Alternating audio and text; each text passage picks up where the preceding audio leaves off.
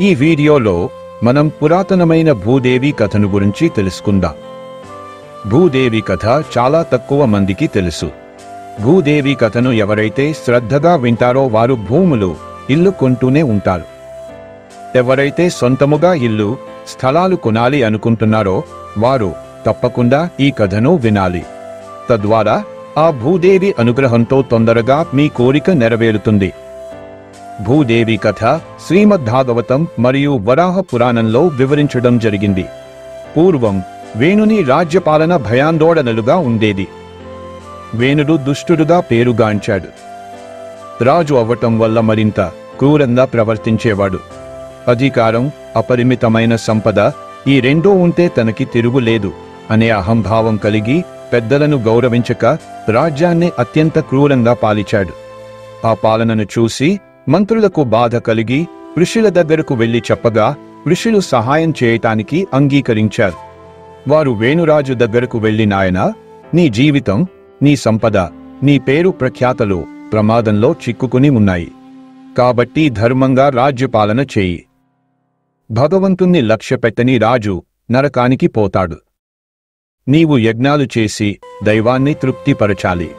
నీవు యజ్ఞాలు చేయటం లేదు సరికదా, జరుగుతున్న యజ్ఞాలు, దైవారాధనను కూడా ఆపి చెడు మార్గంలో వెళ్తున్నావు. ఇది నీకు మంచిది కాదు అని అనేక విధాలుగా చెప్పగా వేణుడు ఇలా అన్నాడు, నేను కాదు, మీరు అధర్మ మార్గంలో నడుస్తున్నారు. మిమ్మల్ని రక్షించే నన్ను వదిలి నాకు బదులుగా వేరొక దైవాన్ని మీరు పూజిస్తున్నారు. మీరు నన్ను దైవంగా భావించి పూజించాలి. ఈ సత్యం తెలియకపోతే మీరే నరకానికి పోతారు. కాబట్టి సత్యాన్ని తెలుసుకుని నాకు హోమాలు, పూజలు చేయండి. నన్ను తప్ప వేరే దైవాన్ని పూజించకూడదు. ఇది రాజద్రోహం అని గట్టిగా పలికాడు. వేణుడి మాటలు విని ఋషులు దిగ్భ్రాంతి చెందారు. కొంతసేపు అతని వైపు చూసి, ఈ దుర్మార్గుడు రాజుగా ఉన్నంతవరకు దేశ భవిష్యత్తు బాగుపడదు. ఇంతవరకు నిగ్రహంగా ఉన్న ఋషులు వారిలో వారు చర్చించుకుని, ఇతడు మరణించక తప్పదు. సాక్షాత్తు యజ్ఞేశ్వరుడైన నారాయణుడితో సమానంగా తనను భావిస్తున్నాడు. ఇది అత్యంత పాపం. కనుక వాడి గోతి వాడే తవ్వుకున్నాడు అని ఋషులు మనసులో మృత్యుదేవతను ఆహ్వానించగా మృత్యువు వచ్చి వేణుడి ప్రాణాలు తీసుకుని పోయింది. ఋషులు వారి ఆశ్రమానికి వారు వెళ్లారు. ఇలా కొంతకాలం గడిచింది. దేశాన్ని పాలించు రాజు లేకపోవటం చేత ప్రజలను దోచుకునుటకు ఇదే సమయమని భావించి బందిపోటు దొంగలు నగరంలో ప్రవేశించారు. ఒకరోజు సరస్వతి నదీ తీరమున ఋషులు కూర్చొని ఉండగా దూరంగా ధూళి మేఘాలు చూసిరి. వారు కుతూహలంతో దీనికి కారణం ఏమై ఉండును అని పరిశోధించారు. రాజు లేకపోవటం చేత నగరాన్ని దోచుకుని బందిపోటు దొంగలు గుర్రములపై తిరిగి వెళ్ళుట వలన వచ్చిన ధూళి అని వారు కనుగొన్నారు. రాజ్యంలో రాజు లేకపోవుట ఎంత కీడును కలిగించునో అనేది అప్పుడు ఆ ఋషులు గ్రహించారు. ఈ పరిస్థితి కలుగుటకు కొంతవరకు తాము కూడా బాధ్యులమని విశ్వసించి ఆ రాజ్యంలోని ప్రజలను ఈ దౌర్భాగ్య స్థితి నుండి కాపాడాలని రాజును మరల తెస్కురావాలి అని తలచిరి. రాజు చనిపోయినప్పటికీ ఆమె తల్లి సునీత తన కుమారుడైన వేణునిపై విశేషమైన ప్రేమ ఉండటం వల్ల అతని భౌతిక కాయము దహనపరచుటకు ఆమె అంగీకరించలేదు. ఆమెకున్న మాంత్రిక శక్తులచే తను ఔషధముల చేతను ఆ మృతదేహాన్ని కాపాడుతూ ఉండేది. ఋషులు ఆమె వద్దకు వెళ్లి వేణుని మృత శరీరాన్ని ఇవ్వమని అడిగారు. మొదట ఆమె ఒప్పుకోలేదు. అప్పుడు ఋషులు, అమ్మా, రాజ్యంలోని ప్రజలు వేణుని దుర్మార్గ పరిపాలనలోనూ ఆ తరువాత బందిపోటు దొంగల చేత మిక్కిలి ఇక్కట్లు పాలయ్యారు. రాజు మృతదేహంతో మేము ప్రజల కష్టాలని పోగొడదాము అనుకుంటున్నామో అని ప్రాధేయపడ్డారు. అది విని రాజు శరీరాన్ని ఇవ్వడానికి సునీత ఒప్పుకుంది. ఋషులు ఆ మృతదేహాన్ని తీసుకుని వేరు వేరు భాగాలను చిలకటం ఆరంభించారు. చిలకటం ఏమిటి అని మీకు అనుమానం రావచ్చు.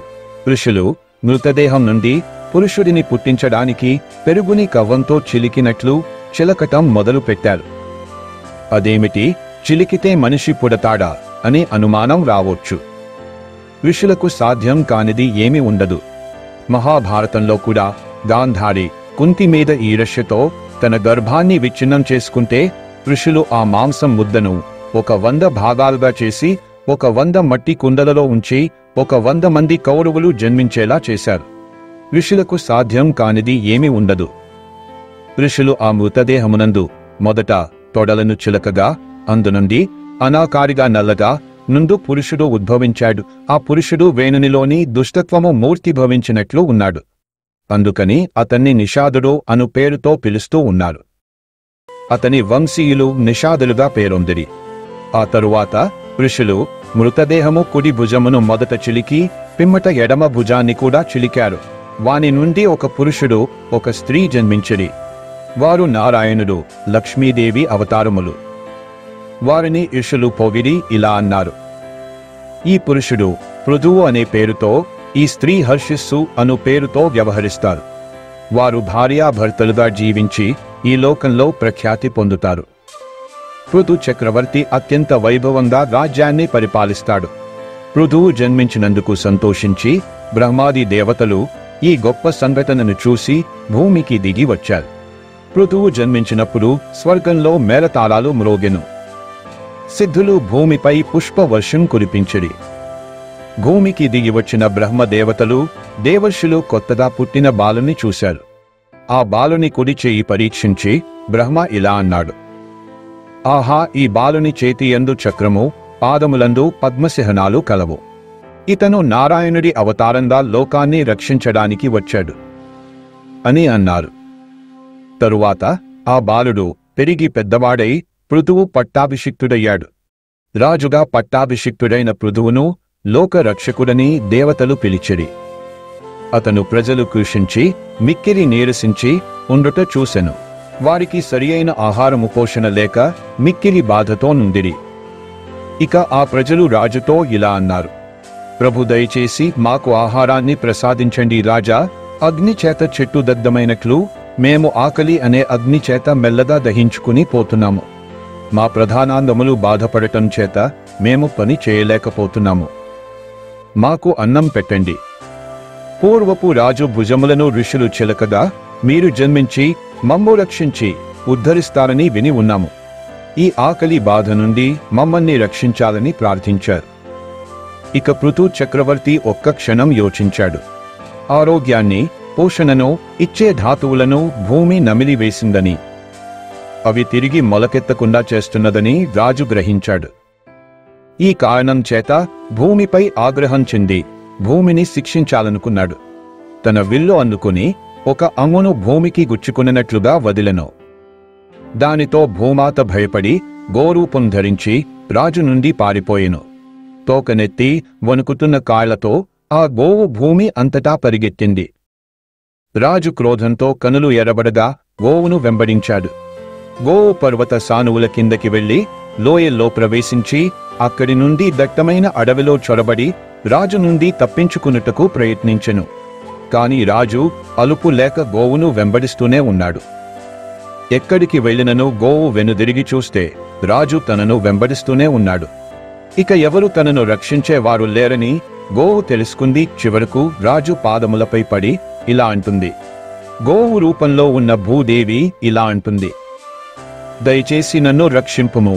నీవు ధర్మ ప్రభువు. ఈ విధంగా నా వంటి స్త్రీని వేధించుట తగదు. స్త్రీ హత్య మహాపాపమని నీకు తెలియను. నాలో దోషములు ఉన్నప్పటికీ చంపరాదు. నేను నీకు ఎలాంటి హాని చేయకపోయినప్పటికీ నన్ను ఎందుకు చంపాలనుకుంటున్నావు? నన్ను చంపినట్లయితే నీ రాజ్యాన్ని ఎక్కడ ప్రతిష్ఠించుకోగలవు అని అనగానే పృథు చక్రవర్తి ఇలా అన్నాడు: భూమాత, నీవు తప్పు మార్గంలో ఉన్నావు. అందుకే నిన్ను శిక్షించాలనుకున్నాను. మానవులు చేయు యజ్ఞములలో నీకు భాగం ఇచ్చినప్పటికీ తిరిగి నీవు ఆహారం ఇచ్చుట లేదు. నీ విధిని నీవు నిర్వహించకపోవటం చేత నిన్ను శిక్షించవలసి ఉన్నది. గోవు రూపంలో గడ్డిని మేయిచున్నప్పటికీ పాలను పెతుకుటలేదు. నీవు స్వార్థంతో ప్రవర్తిస్తున్నావు. నా పరిపాలనను నువ్వు ధైర్యంగా విస్మరిస్తున్నావు. చాలా కాలం కిందట బ్రహ్మ నీకు ఇచ్చిన ఆరోగ్యదాయకమైన మూలికను నీలో ఇముర్చుకున్నావు. నా ప్రజలు ఆకలితో బాధపడుతున్నారు. వారి ఆకలిని ఇచ్చి సముదాయించాలి.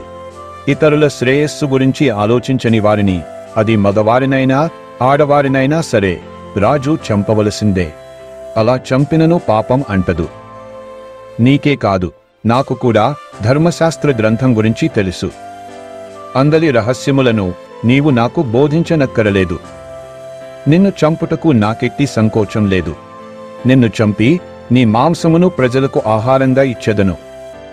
యోగము చేత తిరిగి నేను రాజ్యాన్ని ప్రతిష్ఠించగలను అని రాజు క్రోధముతో నిండిన కనుబొమ్మలు, పిడుగు వంటి స్వరము, బాణమును ఇంకా ఎత్తి ఉండటం వల్ల భూమాత వణుకుతూ ఇలా అంటుంది: నీవు ఉత్తమోత్తమ ప్రభువుని ఎరుగుదును, జీవులకు జడములకు నిలయమగు నన్ను సృష్టించినావు. వీరందరికీ నన్ను తల్లిని చేసినావు. నీవే నాపై ఆయుధములు ప్రయోగించిన ఇక నన్ను రక్షించే వారెవరు? సముద్రంలో అట్టడుగున నేను మునిగి ఉన్నప్పుడు నీవు వచ్చి నన్ను లేవనెత్తి సముద్రం పైన ప్రతిష్ఠించినావు. ఆనాటి ఆది వరాహమే నీవు. ఈనాడు మానవ రూపంలో నన్ను, నా పిల్లల్ని రక్షించడానికి వచ్చినావు. అలాంటిది నన్ను చంపుట భావ్యం కాదు. నాపై కరుణ చూపుము. నా మొరను జాగ్రత్తగా వినుము. తేనెటీగ అనేక పుష్పముల నుండి ఒక్కొక్క బిందువును తెచ్చి తేనెను తయారు చేయనట్లు ఇలా చేయటానికి ఆ తేనెటీగ ఎంతో శ్రమపడును. అలానే నా నుండి పొందుటకు ఎంతగానో ప్రయత్నం చేయవలసి ఉన్నది. ఈ లోకము నుండి మంచిని పొందుటకు మానవులకు ఋషులు అనేక విధులను నిర్ణయించిరి. అనేక యాగములు, కర్మలు పరలోక ప్రాప్తికై ఏర్పరచిరి. సరి అయిన మార్గంలో నడిచి పూర్వులు నిర్ణయించిన విధులు శ్రద్ధతో పాటించిన వారు తప్పక లాభాన్ని పొందగలరు. ప్రజలందరూ ధర్మపరులైనప్పుడు ఋషులు నిర్దేశించిన వానిని వారు చేస్తారు. కానీ కాలక్రమములో వేణుని వంటి పాపాత్ములు నన్ను పాలించారు. అందువల్ల ఈ భూమిపై పాపం పెరిగిపోయింది. దొంగ దుర్మార్గులైన రాజులు నన్ను వేధింపగా నన్ను రక్షించేవారు లేకపోయిరి. ఆ విధంగా ప్రతి ఒక్కరూ నన్ను విస్మరించుట చేత బ్రహ్మ కానుకలుగా ఇచ్చిన విలువైన మూలికలు, ఇతర పోషక పదార్థాలు అనర్హుల చేతిలో దుర్వినియోగం చెందుతున్నాయని గ్రహించాను. ప్రజలు ఈ ధాతువులను, మూలికలను, ఇతర పదార్థాలను వినియోగించుటకు అనర్హులని తలచి వానిని నేను దిగమంగాను. నేను వాటిని దాచాను అని నీవు అన్నమాట సమంజసంగానే ఉంది.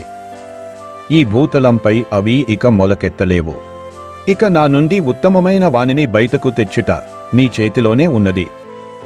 నీవు సరియైన ప్రక్రియ చేత నాలోనున్న వాటినన్నింటినీ బయటకు తెప్పించగలవు. నేను పాలను పితుకుటకు నాకు ఒక దూడనిమ్ము. నీవు సరియైన పాత్రను ఒకదానిని తెచ్చినచో అందు పాలను పితకవచ్చును. పాలను పితుకుటకు తగిన వ్యక్తిని చూడుము అని భూమాత అంటుండగా మహారాజు వింటూ ఉన్నాడు. అతని చేతి భుజము నుండి అమ్మో అప్రయత్నముగా విల్లు జారి కింద పడెను. అతని నేత్రములు ఆలోచన పూరితములయ్యెను. ఇక పృథు చక్రవర్తి భూమాతతో ఇలా అన్నాడు: భూదేవి, నీవు పలికినది సమంజసంగానే ఉన్నది. నీ నుండి ఎక్కువ లాభాన్ని పొందుట నా కర్తవ్యమై ఉన్నది. మానవుడు కృషి చేయవలెను. నిన్ను దున్ని విత్తనాలు నాటి మొక్క అయిన తరువాత పోషించవలసి ఉన్నది. స్వర్గవాసులు ఆయా ఋతువులలో వర్షాలు కురిపించగా మానవుల కృషికి నీవు తగిన ఫలితాన్ని ఇస్తావు. నీ విలువను మానవులు విస్మరించిరి. భూదేవి ఓర్పు అనే నానుడి చిరకాలంగా వాడుకలో ఉన్నది. అలాంటి నీకే ఓర్పు నశించిపోయిందంటే ఈ లోకంలో ఎంత పాపం పెరిగిపోయిందో అర్థమవుతుంది. విచారించవద్దు, నేను అంతా సరిచేస్తాను. రాజు చాలాసేపు తనలో తాను ఆలోచించి మనువును దూడగా చేసి తాను స్వయంగా పాలు పిదుకుటకు నిశ్చయించుకున్నాడు. భూమాత నుండి ఆమెలో దాగి ఉన్న మూలికలు, విలువైన ధాతువులను తన ప్రజల ఉపయోగార్థం పిండసాగాడు. ప్రతి ఒక్కరితో సరియైన పాలు పితుకువాడు ఉన్నచో ఆమె నుండి వారు కోరిన దాన్ని పొందవచ్చునని చెప్పెను. జ్ఞానులు ఆమె నుండి జ్ఞానాన్ని, బృహస్పతిని దూడగా చేసి ఋషులు వేదములు అనేటటువంటి క్షీరాన్ని పిండసాగారు. ఈ క్షీరమును ఉంచుటకు వాక్కు, శ్రవణము, మనసుతో చేసిన పాత్రను వినియోగించిరి. ఇక దేవతలు ఇంద్రుణ్ణి దూడగా నొనర్చి ఒక బంగారు పాత్రలో ఆమె నుండి అమృతాన్ని, వీర్యము, ఓజస్సు, బలము పిండిరి. ఇక దైత్యులు, దానవులు ప్రహ్లాదుని దూడగా చేసి ఒక ఇనుప పాత్రలో సుర ఆసవములను నింపిరి. ఇక గంధర్వులు అప్సరసలతో కలిసి విశ్వవసువును దూడగా చేసి పితుకగా పద్మములతో చేసిన పాత్ర యందు సంగీతం అనే క్షీరం లభించింది. ఆ సంగీతము మధురమైన స్వరములతో కూడి వినటానికి ఎంతో రమ్యంగా ఉంది. ఇక పితృదేవతలు అర్యముని దూడగా చేసి పెదకగా కాల్చని మట్టి పాత్రలో గుర్రములకు ఆహారమైన గవ్యము లభించెను. కపిలుణ్ణి దూడగా చేసి సిద్ధులు భూమి నుండి అనిమాది సిద్ధులు గ్రహించిరి. విద్యాధరాదులు యథేచ్ఛగా ఆకాశంలో విహరించు శక్తిని సంపాదించిరి. కింపురుషులు మయుని దూడగా చేసి మాయ అనేక్షరమును పితికిరి. యక్ష రాక్షస భూత పిశాచములు రుద్రుని దూడగాను పుర్రెను పాత్రగా చేసి ద్రాక్షారసము రక్తము కలిపి ద్రవమును పితికిరి. ఇక సర్పములు తక్షకుణ్ణి దూడగా చేసి భూమి నుండి విషమును గ్రహించిరి. అదేవిధంగా పుట్టను పాత్రగా చేశారు. గోవులు ఎద్దును దూడగా చేసి కావలసినంత పచ్చి గడ్డిని రాబట్టినవి. ఇక వృక్షములు రావి చెట్టును దూడగా చేసి ప్రాణాధారమైన రసమును భూమి నుండి గ్రహించినవి. హిమవంతుని దూడగా చేసి పర్వతములు భూమి నుండి శంఖములు ఇతర విలువైన వస్తువులు లభించుకునెను. గోమాత నుండి ప్రతి ఒక్కరు వారికి కావలసిన వానిని పొందిరి. వారు వారిలో ఉత్తముణ్ణి ఎంచి వారిని దూడగా వినియోగించిరి. ఇక భూమాత సమృద్ధిగా అందరికీ ఇచ్చిన కానుకలకు ఋతు చక్రవర్తి సంతోషించి ఆమెను తన ప్రియ పుత్రికగా స్వీకరించాడు. అప్పటి నుండి భూమాత పృథ్వీ అను పేరు పొందెను. రాజు తన వెంటి కొప్పుతో పర్వత శిఖరాగ్ర భాగమును పగలగొట్టి ఆ మట్టితో భూమిలోని బురియలను పూడ్చి సమతలంగా ఉండునట్లు చేసెను. ఇలా ప్రజల హృదయాలను చోరగొన్న మొట్టమొదటి రాజు పృథు చక్రవర్తి. ప్రతి ఒక్కరూ కూడా భూదేవి యొక్క కథను వినాలి. అలా వినడం వల్ల భూదేవి అనుగ్రహం మీకు తప్పక కలుగుతుంది. భూములు, ఇల్లు కొనాలి అనే మీ కోరిక ఆ భూదేవి అనుగ్రహంతో తప్పక నెరవేరుతుంది.